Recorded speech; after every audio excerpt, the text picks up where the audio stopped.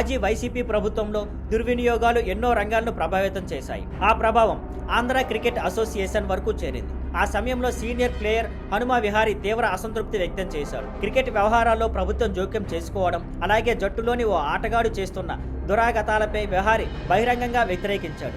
తాను ఏసీఏ వదిలి వెళ్లిపోతానని కూడా హెచ్చరించారు. కానీ తాజా పరిణామాల్లో విహారీ స్వయంగా ఏసీఏని వదిలి తన కెరీర్ను త్రిపుర క్రికెట్లో కొనసాగించాలని నిర్ణయించుకున్నాడు. త్రిపురలోని అన్ని ఫార్మాట్లలో ఆడే మంచి అవకాశాలు దొరుకుతాయని భావించి ఈ నిర్ణయం తీసుకున్నట్టు ఆయన స్పష్టం చేశాడు. అయితే ఆయన ఈ నిర్ణయం ప్రకటించగానే వైసీపీ దీనిని రాజకీయ రంగంలోకి పాసుకుపోయింది. వైసీపీ అనుబంధ సోషల్ మీడియా హ్యాండిల్స్ విహారీని లక్ష్యంగా చేసుకొని వైసీపీకి వ్యతిరేకంగా మాట్లాడినందున ఇదే సరైన శిక్ష వచ్చింది అంటూ ఆయన కూటమిని మద్దతు ఇస్తున్నాడనే కథనాలు వ్యాప్తి చేశారు. కానీ అసలు నిజం ఏమిటంటే ఈసారి హనుమ విహారీ ఒక్క మాట కూడా ప్రభుత్వ జోక్యంపై మాట్లాడలేదు. చాలా గౌరవప్రదంగా మెరుగైన అవకాశాల కోసం త్రిపుర వెళ్తున్నాను అని మాత్రమే చెప్పాడు. అందువల్ల ఇది పూర్తిగా ఆయన వ్యక్తిగత కెరీర్ నిర్ణయం మాత్రమే. కానీ వైసీపీ సోషల్ మీడియా దాన్ని వక్రీకరించి తప్పుడు కథనాలతో ప్రచారం చేస్తుంది.